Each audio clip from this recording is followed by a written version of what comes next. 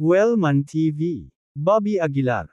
Kabanata 726, Kabanata 726, muling pagsali sa sekta ng walang kamatayan. Malamig na tumikim ang lalaking may bigo't, Bobby Aguilar, pag-isipan mong mabuti. Kung talagang gisingin niya ang mga alaala ng babaeng nakamaskara, hindi na natin kontrolado. Ang mga salitang iyon ay nagpaiwan kay Bobby Aguilar sa malalim na pag-iisip. Ang maingat na kilos ng lalaking bigo't ay hindi maiwasang mag-alala. Matagal na nakatayo doon si Bobby nang hindi nagsasalita. Bakas sa mukha niya ang ekspresyon ng pakikibaka. Hindi nagmamadali ang lalaking may bigo't, tumayo siya at tahimik na naghihintay. Makalipas ang ilang minuto, humarap si Bobby sa lalaking may bigo't. Kahit hindi natin siya kunin, gisingin pa rin niya ang mga alaalang iyon, di ba? Tanong ni Bobby. Tumango ang lalaking may bigo't, oo. Then let's go, huminga ng malalim si Bobby. At least nasa loob pa rin natin si Claire ngayon. Bukod dito, maaaring hindi siya kasing kawaila-hilakbot gaya ng iniisip mo. Matagal nang nahulaan ng lalaking may bigo't ang desisyon ni Bobby. Ngumisi siya, Bobby, hayaan mo akong magkwento tungkol sa babaeng nakamaskara. Tumango si Bobby, senyales na magsalita ang may bigo't. Sinabi ng lalaking may bigo't, ayon sa impormasyong alam ko, ang babaeng nakamaskara ay hindi muling nagkatawang tao sa unang pagkakataon. Siya ay muling nagkatawang tao minsan sa bawat 2,000 taon o higit pa. Isang tunog ng pagsang-ayon ang sinabi ni Bobby, naghihintay na magpatuloy ang bigo't. Nagpatuloy ang bigo't na lalaki, sa tuwing siya ay muling magkatawang tao, dapat siyang dumating sa mundong ito sa pamamagitan ng sinapupunan. At ang kanyang sariling mga magulang mula sa kanyang huling reinkarnasyon ay namatay sa pamamagitan ng kanyang mga kamay, gayon din ang lahat ng may kaugnayan sa kanya, kabilang ang mga kamag-anak, kaibigan, at maging ang mga magkasintahan. Bahagyang nagbago ang mukha ni Bobby, kumunot ang noo niya at nagtanong, bakit niya papatayin ang sarili niyang mga magulang? At bakit niya papatayin ang mga kaibigan niya? Ngumisi ang lalaking may bigo't, bigyan kita ng halimbawa. Kaibigan ka ni Claire, kahit kapatid niya, pero hindi ka kaibigan ng babaeng nakamaskara. Para sa babaeng nakamaskara, isa ka lang estranghero. Ganon din sa mga magulang niya. Matapos marinig ang sinabi ng bigo't, hindi naiwas ang alalahanin ni Bobby ang pagkamatay ni William Richardson noong nakaraan. Sa pagkakataong iyon ay tila nagising na ni Claire ang pagkakakilanlan ng babaeng nakamaskara. Ang kanyang nagyayelong mga mata ay talagang nagpadala ng panginginig sa kanyang gulugod. Higit sa lahat, tila walang emosyonal na reaksyon si Claire sa pagkamatay ni William. Para bang ang namatay ay hindi niya ama kundi isang walang kaugnayang dumadaan. Plano mo pa ba siyang dalhin sa Immortal Slaying Sect? Tanong ng lalaking bigo't. Ang mga salitang ito ay walang alinlangan na nagdulot ng pag-aalala kay Bobby. Kung ang mga bagay ay talagang tulad ng sinabi ng bigo't na lalaki, ang paggising ni Claire sa ilan sa kanyang mga alaala ay magiging isang problema. Fair na. Matapos timbangin ang mga kalamangan at kahinaan, nagpasya si Bobby na dalhin si Claire sa Immortal Slaying Sect. Kahit na talagang gisingin niya ang kanyang mga alaala ngayon, hindi siya ang magiging kapareha ko. Kung may ma-accident, susukwan ko siya. And besides, isa lang siyang marky ngayon. Kahit na magising siya, ano ang malaking bagay? Sa karamihan, magkakaroon ng isa pang henyo sa kanyang mga kapantay sa mundo. Dahil alam niyang hindi niya makumbinsi si Bobby, ang bigo't na lalaki ay nagpigil na magsalita pa, tumango lang, sige. Kaya, bumalik si Bobby at ang lalaking may bigo't sa silid.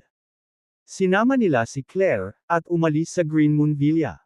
Matapos ang halos isang araw ng kaguluhan, dumating ang trio ni na Bobby, Claire, at ang bigo't sa isla kung saan matatagpuan ang Immortal Slaying Sect. Bobby, pag-isipan mong mabuti, babala muli ng bigo't bago pumasok sa seabed. Tumango si Bobby, nakapagpasya na ako. Nang makita ito, wala nang sinabi ang may bigo't, at silang tatlo ay lumangoy pababa patungo sa isla. Ang Immortal Slaying Sect ay nakalubog pa rin dito, at ang panloob na core sa ilalim ng isla ay nabawasan na ng husto. Maliwanag, ang mga core na iyon ay binawi ng mga miyembro ng Capital City Martial Arts Association. Claire, naaalala mo ba ang lugar na ito? Itinuro ni Bobby ang gate ng Immortal Slaying Sect at nagtanong. Umiling si Claire, mukhang naguguluhan, nasaan ito? Ikinaway ni Bobby ang kanyang kamay at tumawa, isang sekta. Pagkatapos magsalita ay tumingin si Bobby sa lalaking bigot. Ang bigot na lalaki ay naglabas ng isang simpleng space teleportation array platform mula sa kanyang spatial magic artifact. Sa entablado, may makapal na mga flag. Nakatayo sa entablado ang may bigot, bahagyang nakaawang ang mga labi, mahinang umungol, na parang nagbibigkas ng isang awit. Pagkalipas ng ilang minuto, biglang lumitaw ang mga bula sa paligid ng platform. Parang kumukulo ang seabed. Sinamahan ng isang misteryosong liwanag, isang bilog na space teleportation portal ang lumitaw sa harap ng trio. Let's go, sabi ng lalaking may bigot. Tumango si Bobby, hinawakan ang kamay ni Claire at bumulong, stay close to me. Tugon ng pagsang-ayon ni Claire at sinundan si Bobby sa teleportation portal.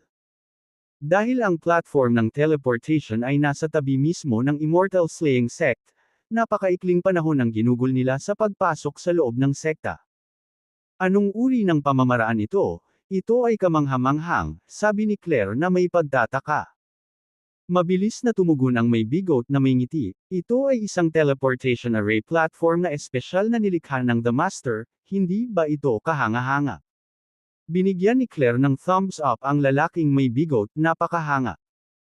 Kailangan mong tandaan iyan, tandaan mo ang aking mukha at huwag mo akong patayin sa hinaharap, ang bigot ng lalaki na bumulong.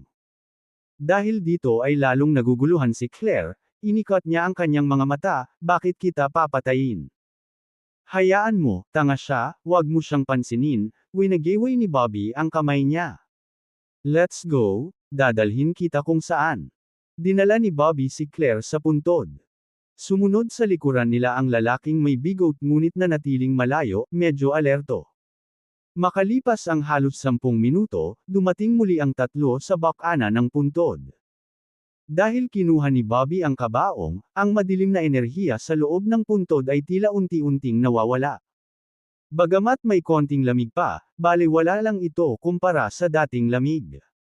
Ito na, itinuro ni Bobby ang puntod. Habang nagsasalita siya, tumingin si Bobby kay Claire at palihim na pinagmasdan ang ekspresyon nito. Sa kasamaang palad, walang espesyal na ekspresyon sa mukha ni Claire, tanging pagkataranta. Tara, pasok na tayo at tingnan natin, sabi ni Bobby. Pumasok na kayo, hihintayin ko kayo dito, ang bigot ng lalaki. Hindi na inabala ni Bobby ang lalaking bigot, hinawakan ang kamay ni Claire at tinungo ang puntod. Sa paghakbang ng dalawa sa libingan, isang biglaang pagbagso ng malamig na hangin ang lumabas mula sa ilalim ng lupa. Muling dumaan sa kanila ang nakakagigil na lamig na iyon. Bahagyang kumunat ang noo ni Bobby, nagmamadaling tumingin kay Claire. At nakita niya ang malamig na hangin na tumataas mula sa lupa, papalapit kay Claire. Sa isang iglap, ang bagzo ng malamig na hangin ay talagang dumaikit sa katawan ni Claire, na bumubuo ng parang buhawi sa paligid niya. Claire! Biglang nag-alala si Bobby at sinubukang tawagan siya. Pero hindi pinansin ni Claire si Bobby. Sa dilim, ganap na nakatago ang kanyang ekspresyon. Kabanata 727, Kabanata 727, ang abnormalidad ni Claire Richardson sa lungguhit 1. Ang buong libingan ay napuno ng mga bagzo ng malamig na hangin, at natitiyak ni Bobby Aguilar na ang hangin ay patungo kay Claire Richardson. Hindi nag-atubili si Bobby. Hinawakan niya ang kamay ni Claire at mabilis na naglakad patungo sa indentasyon sa dingding. Sobrang lamig ng kamay ni Claire, parang nakahawak sa isang piraso ng yelo. Makalipas ang ilang saglit na paglalakad, sa wakas ay nakarating na sa indent sina Bobby at Claire. Pinitik ni Bobby ang kanyang daliri, nag-aapoy ng espiritual na apoy para magbigay ng liwanag. Sa ilalim ng madilim na liwanag, si Claire ay lumitaw na medyo nakakatakot. Ang kanyang mukha ay hindi kapani-paniwalang mapotla, at ang kanyang mga mag-aaral ay tila nalilito. Claire. Pansamantalang tumawag si Bobby. Parang bumalik sa realidad, sinulyapan ni Claire si Bobby at nakasimangot, nagtatanong, nasaan tayo? Bakit parang kakaiba ang nararamdaman ko? Kakaibang pakiramdam. Ano ba talaga ang nararamdaman mo? Nagmamadaling tanong ni Bobby. Pero hindi sumagot si Claire. Hindi niya pinansin si Bobby at nagpatuloy sa paglalakad. Ipinatong niya ang palad niya sa dingding at dahan daw ang hinanap, parang may hinahanap. Makalipas ang ilang minuto, biglang huminto ang kamay ni Claire sa isang partikular na lugar. Ang kanyang kamay pagkatapos ay kumikislap sa liwanag, at siya ay hinampas ng isang palad ng direkta sa lugar. Agad na gumuho ang pader, na nagpapakita ng mga labi sa likod. Kabilang sa mga labi ay isang maliit na singsing. Ang singsing ay ganap na berde, ang mahina at nakakatakot na liwanag nito ay kumikinang sa dilim. Kinuha ni Claire ang singsing at bamulong, itong singsing. Parang tumatawag sa akin. Tinatawag ka. Nagulat si Bobby. Pero may pakiramdam ako na hindi ko dapat tanggalin itong singsing. Parang may dalawang boses sa puso ko. Medyo nanginginig ang boses ni Claire. Sa sumunod na segundo, isang masakit na ekspresyon ang bumungad sa kanyang mukha. Ang sakit ng ulo ko. Hinawakan ni Claire ang kanyang buhok gamit ang dalawang kamay, ang kanyang mukha ay lumibot sa sakit. Nagmamadaling inalalayan ni Bobby si Claire, nag-aalalang nagtanong, Claire, okay ka lang? Hindi pinansin ni Claire si Bobby. Patuloy niyang hinawakan ang kanyang ulo, na mukhang hindi kapani-paniwalang nasasaktan. Boss! Sa sandaling iyon, biglang naglabas ng kislap ng liwanag ang singsing. Direktang bumaril ang liwanag sa mga templo ni Claire. Hindi alam kung ano ang ilaw na ito, mabilis na inabot ni Bobby, sinusubukang harangan ito upang maiwasan ang anumang aksidente. Ngunit ang liwanag ay masyadong mabilis, agad na nawala sa mga templo ni Claire. Claire. Nagmamadaling inalalayan siya ni Bobby, puno ng pag-aalala ang mukha nito. Tahimik lang si Claire, walang sinasabi. Claire. Pansamantalang tumawag muli si Bobby, ngunit hindi pa rin siya sumasagot. Pagkaraan ng ilang sandali, inangat ni Claire ang kanyang ulo, ang kanyang nagyayelong mga pupil ay nakatutok kay Bobby. Ang kanyang titig ay kapansin-pansing nagpapaalala sa babaeng nakamaskara na iyon, na nagpapadala ng panginginig sa kanyang gulugod.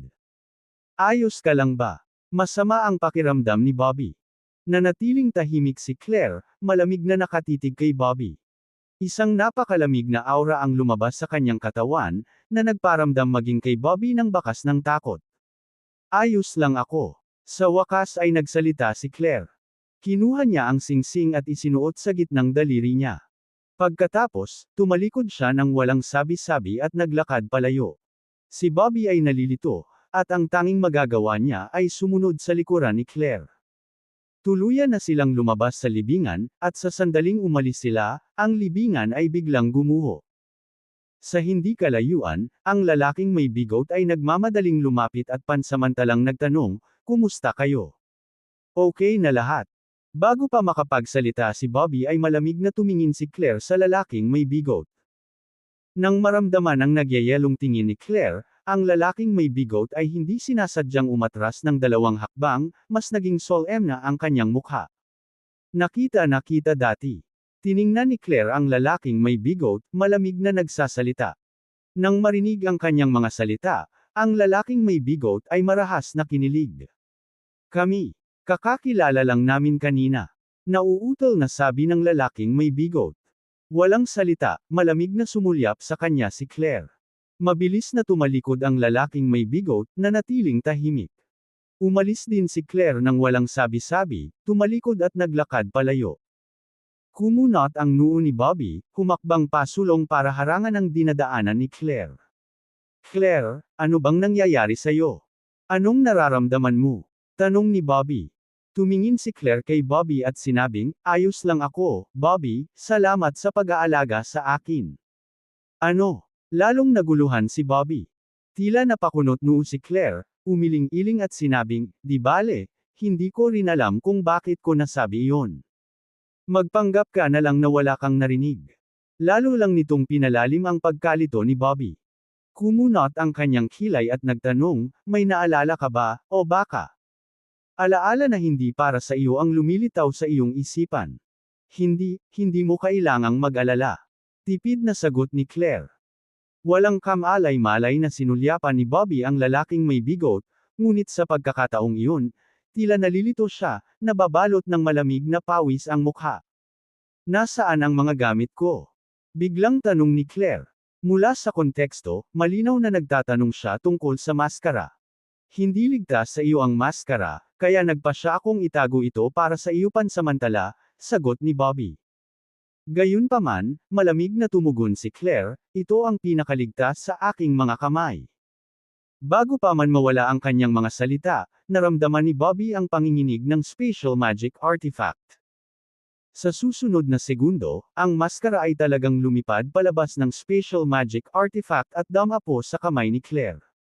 Hinaplos ni Claire ang maskara, bamulong, kakaiba. Anong klaseng pakiramdam ito? Anong pakiramdam? Nagmamadaling tanong ni Bobby. Umiling si Claire, sinabing, walang anuman, Bobby. Kailangan kong pumunta sa mahabang paglalakbay. Mahabang paglalakbay. Para saan? Sasama ako sayo. Kumunot ang noo ni Bobby. Hindi mo na kailangan. Parang may boses sa puso ko na tumatawag sa akin. Marahan na napabuntong hininga si Claire. Hindi ko alam kung ano ang sanhi nito, ngunit ang aking intuition ay nagsasabi sa akin na kailangan kong pumunta. Hinigpitan ni Bobby ang kanyang mga kilay at nagtanong, paano kung hindi kita pakawalan? Nang marinig ang kanyang mga salita, agad na nagdilim ang mukha ni Claire. Isang matinding surge ng dark energy ang lumabas sa kanyang katawan.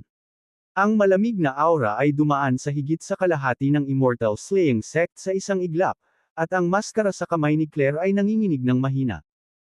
Naramdaman ni Bobby na may mali, kaya naghanda siya para sa labanan sa pamamagitan ng pagpapalipat-lipat ng enerhiya sa loob ng kanyang katawan.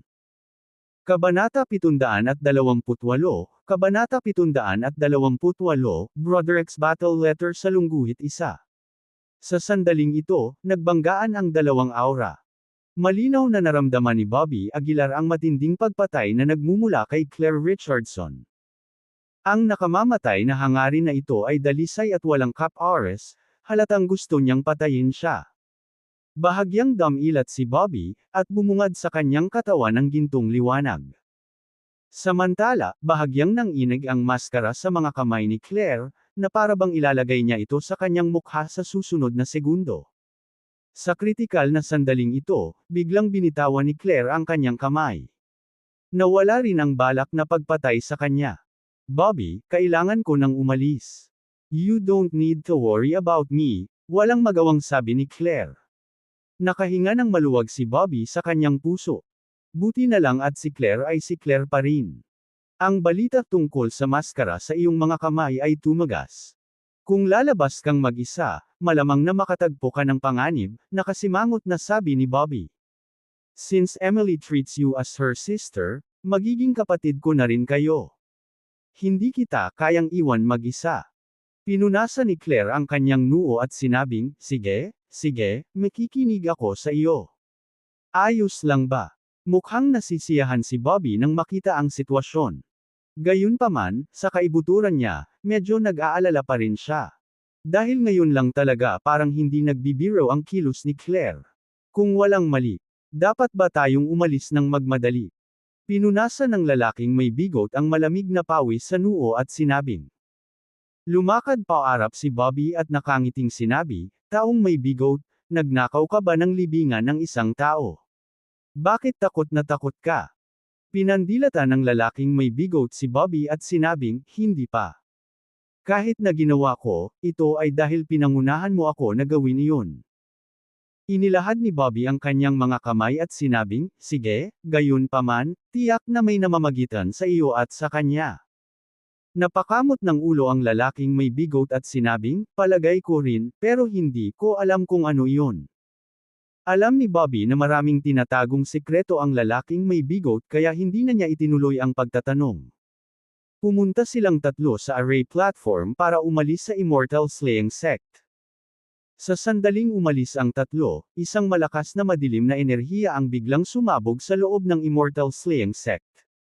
Ang lupa ng buong Immortal Slaying Sect ay humuhuni, na parang may lalabas na bagay. Pagkatapos umalis sa Immortal Slaying Sect, bumalik ang tatlo sa isla. Sige, oras na para bumalik ngayon, di ba? Tanong ni Claire. Tumawa si Bobby, anong nagmamadaling bumalik? Lumabas tayo at magsaya. Pagkatapos, lumingon siya sa lalaking may bigot at seryosong sinabi, maaari ka nang umalis. Umirap ang lalaking may bigot at sinabing, sana. As if naman hindi ko alam kung anong balak mo. Tiyak na gusto mong maghanap ng ilang kayamanan. Hindi maiwasang mapalang si Bobby nang marinig ito. Wala siyang maitago sa bigot na ito. Gaya ng sinabi ng lalaking may bigot, binalak ni Bobby na hanapin ang 10,000 taong gulang na material na panggamot na iyon sa susunod. Kapag nakuha na ni Bobby ang 10,000 taong gulang na material na panggamot, magkakaroon siya ng buong kumpiyansa na makapasok sa huling termino ng military marquee. Sa oras na iyon, kaharap sina Broderick at Dominic Taylor, hindi na kailangang mag-alala pa si Bobby. Sige, sumunod ka na rin. Ang sarap magkaroon ng ekstrang katulong, sabi ni Bobby. Ayon sa impormasyon ni Rex Osborne, ang lugar kung saan lumitaw ang 10,000 taong gulang na material na panggamot ay isang hangganan ng lungsod sa timog kanluran ng Pyro, na tinatawag na Downton City. Bagaman ito ay nasa hangganan, ito ay medyo maunlad. Hindi para sa anumang iba pang dahilan, ngunit dahil ang kapaligiran dito ay napakahusay.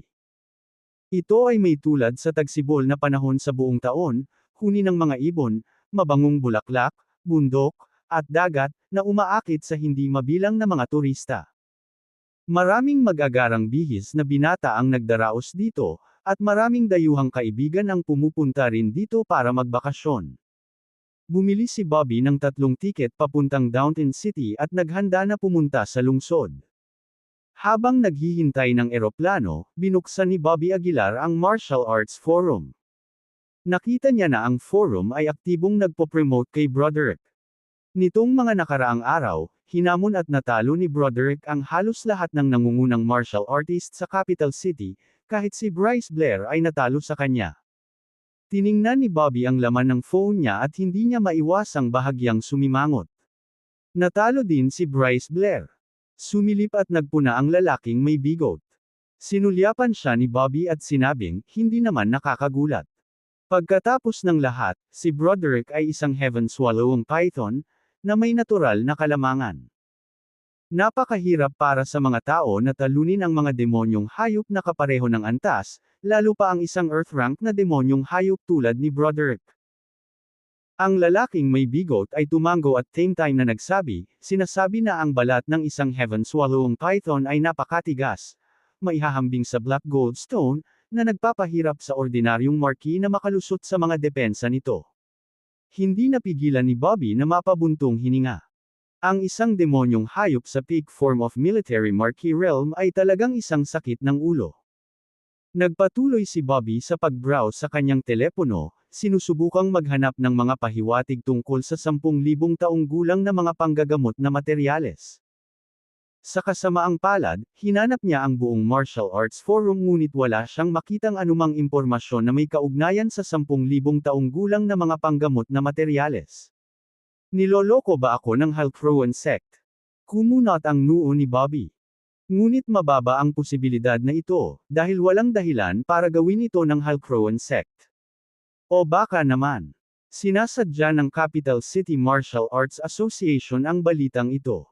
Biglang naisip ni Bobby ang isang posibilidad.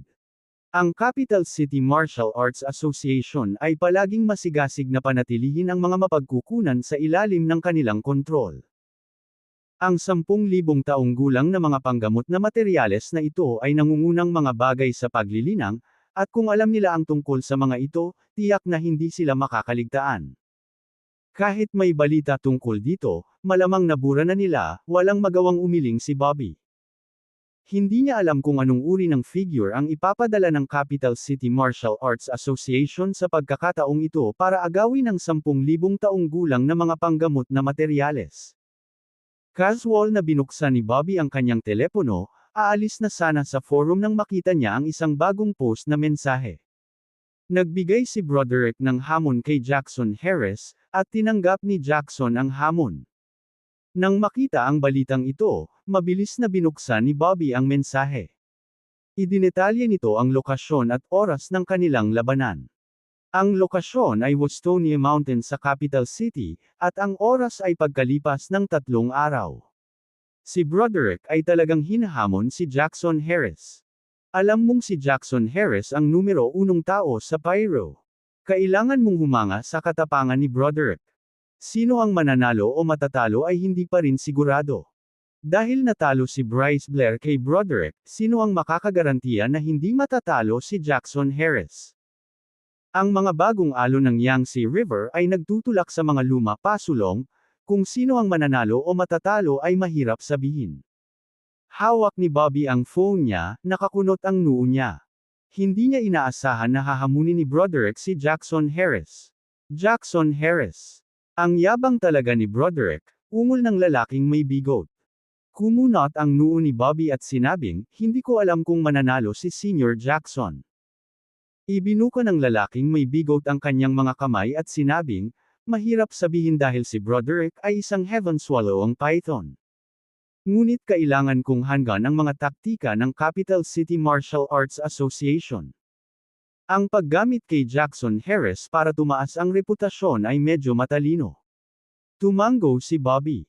Kung hinamon ni Broderick si Jackson Harris, anuman ang kalalabasan, sisikat siya. Si Jackson Harris ay lubhang sikat, at ang kanilang laban ay bubuo ng malaking halaga ng atensyon. Sa Martial Arts Forum, pati na rin ang taya kung sino ang mananalo o matatalo sa pagitan nina Jackson Harris at Broderick. Naaalala ko na nagretiro na si Jackson Harris, paano siya pumayag sa hamon ni Broderick? Nagtatakang tanong ng lalaking may bigot. Nanatiling tahimik si Bobby. Naalala niya ang eksena ng huling laban nila ni Nigel Reyes. Mukhang may plano si Senior Jackson na bumalik sa martial world, hindi napigilan ni Bobby na mapabuntong hininga.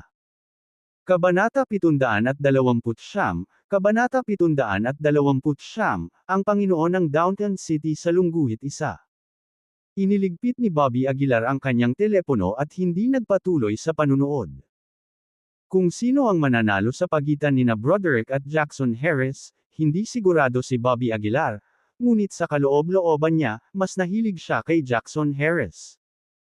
Habang parami ng parami ang mga lihim na lumalabas, unti-unting napagtanto ni Bobby Aguilar na si Jackson Harris ay hindi talaga ang numero 1 tao sa Pyro, at hindi rin si Ignacio Burke.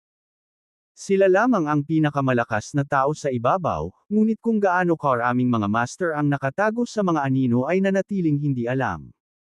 Katulad ng Ice Palace noong nakaraan, bigla silang nagpadala ng isang marquee, kahit na naabot ang peak form of military marquee realm. Alam ng langit kung ilang Panginoon pa ang kanilang itinatago.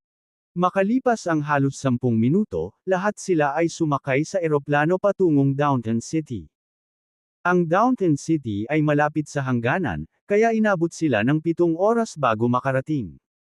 Gabi na nang dumating sila. Bagamat taglamig ngayon, nang makababa sila sa eroplano, naramdaman pa rin nila ang mga alon ng init. Ang mga maikling palda at maikling manggas ay nasa lahat ng dako sa mga lansangan, na walang pahiwatig ng taglamig. Ang kapaligiran sa Downtown City ay talagang maganda. Huminga ng malalim si Bobby Aguilar, naramdaman ang paparating na simoy ng dagat. Tanggapin, ang Downtown City ay talagang isang paraiso ng bakasyon. Claire, gusto mo bang pumunta sa beach at magsaya? Tanong ni Bobby sa pinakabata sa grupo, si Claire Richardson. Umiling si Claire, hindi interesado.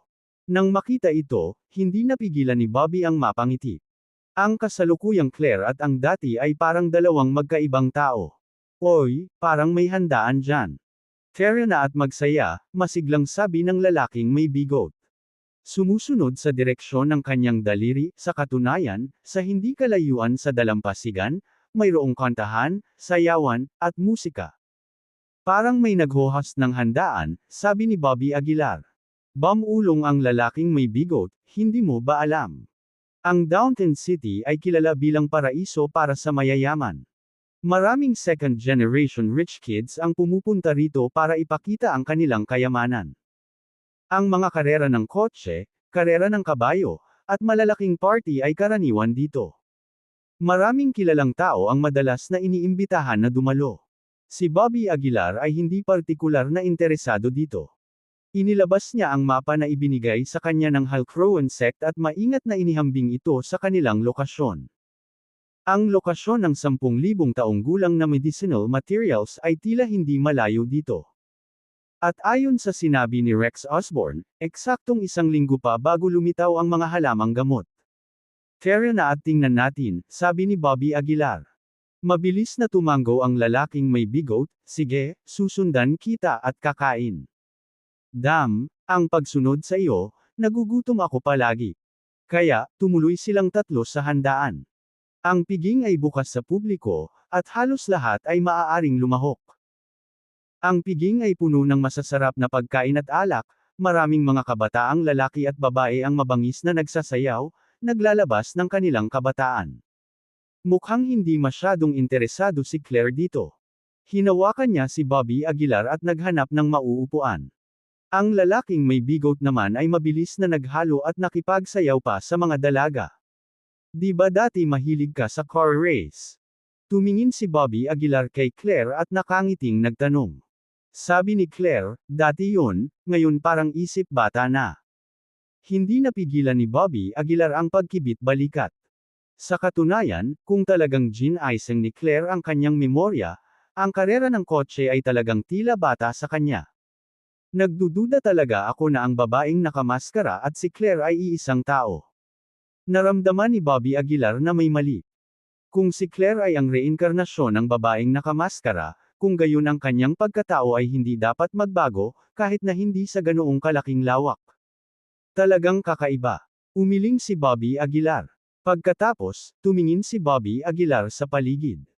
Inilabas niya ang kanyang banal na pakiramdam, na sumasakop sa higit sa kalahati ng piging. Di nagtagal, natuklasan ni Bobby Aguilar na may mali. Sa piging, tila masaya ang lahat, na parabang nalubog sa makamundong buhay. Gayunpaman, nalaman ni Bobby Aguilar na sa piging na ito, maraming martial artist ang nakatago.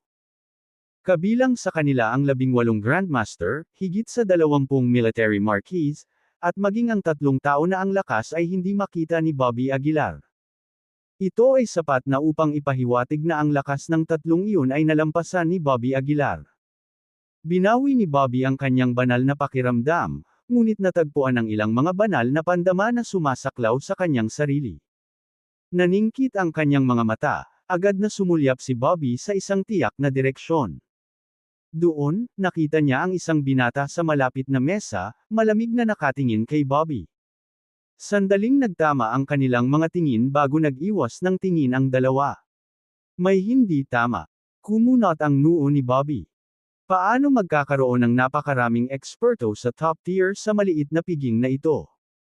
Mahigit sa 20 peak form na military marquis, ang gayong puwersa ay sadyang kahanga-hanga.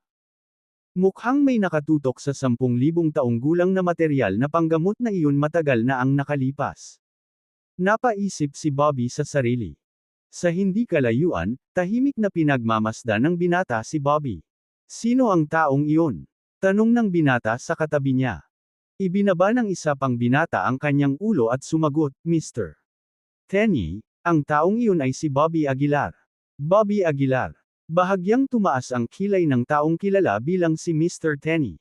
Iyon ba ang parehong Bobby Aguilar na nagdulot ng kaguluhan sa capital city? Oo, Mr. Tenny.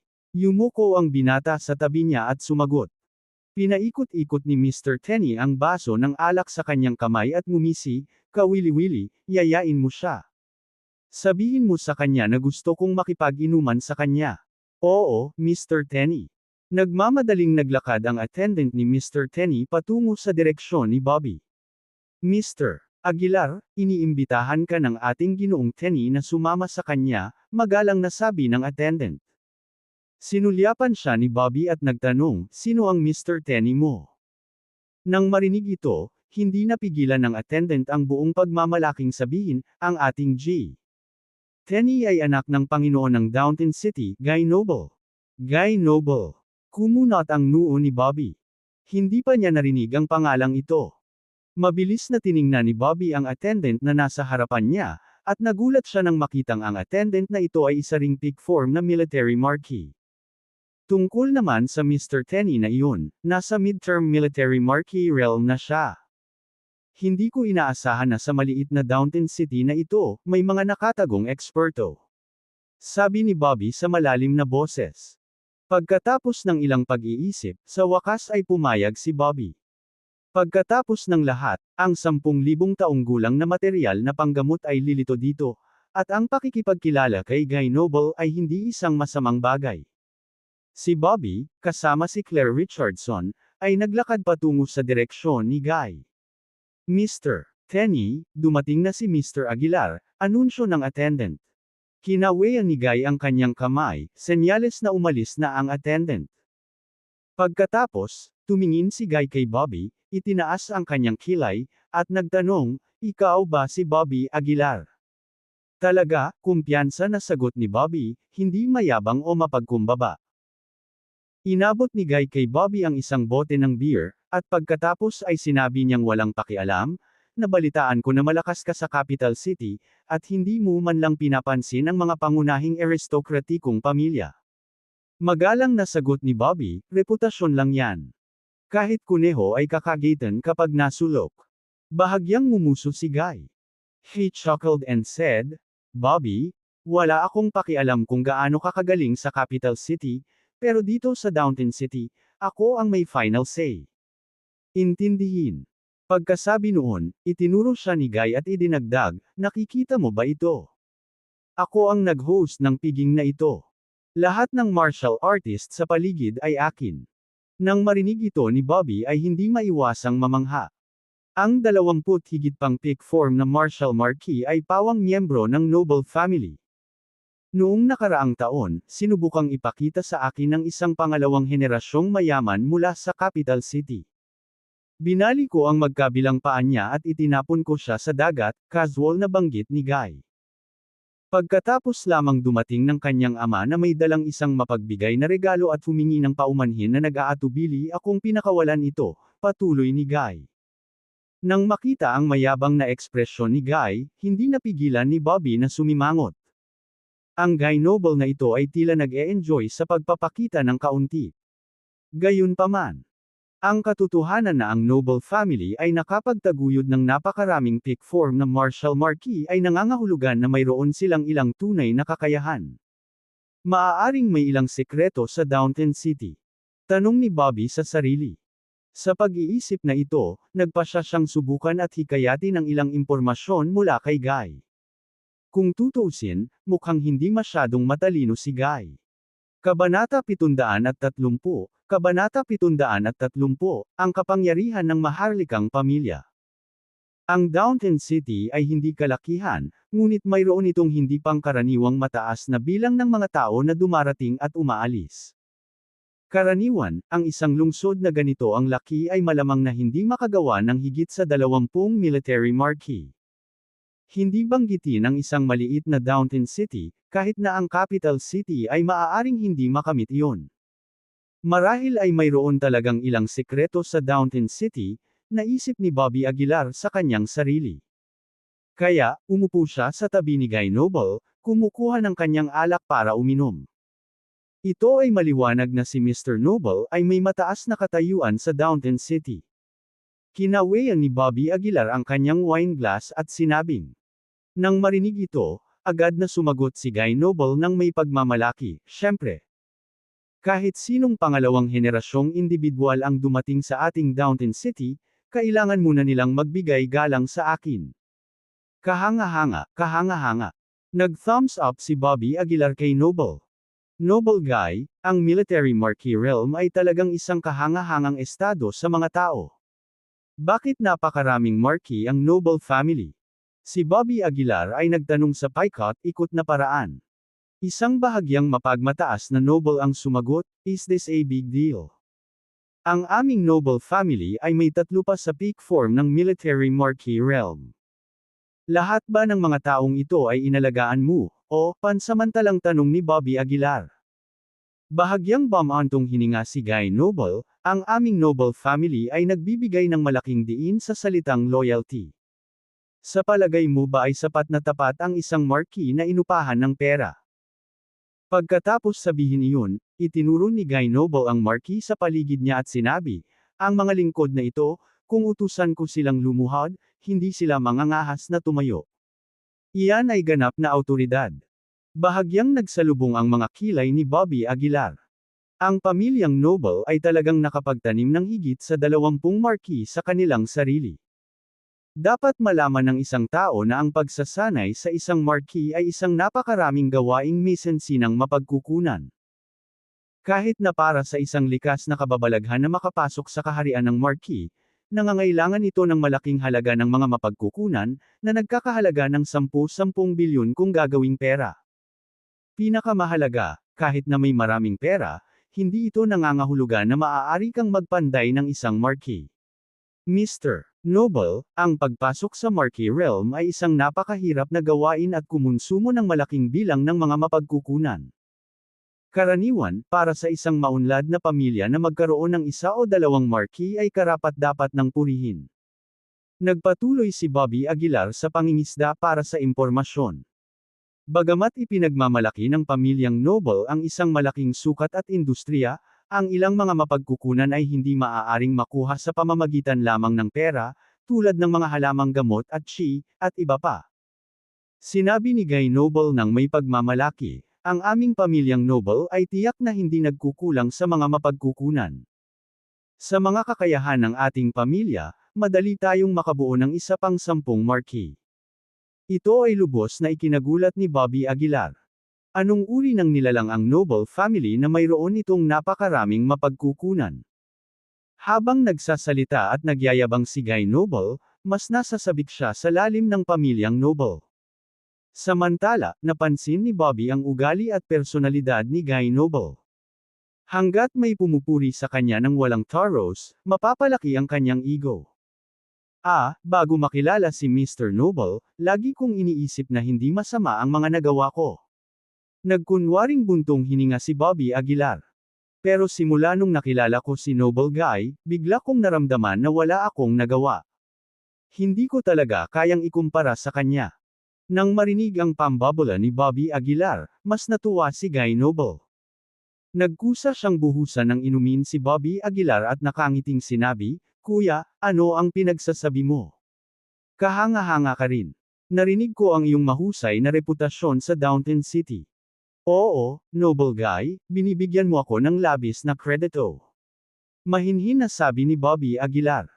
Hinawakan ni Guy Noble ang braso ni Bobby Aguilar at sinabing, ngayon, natuklasan ko na naiintindihan mo ako.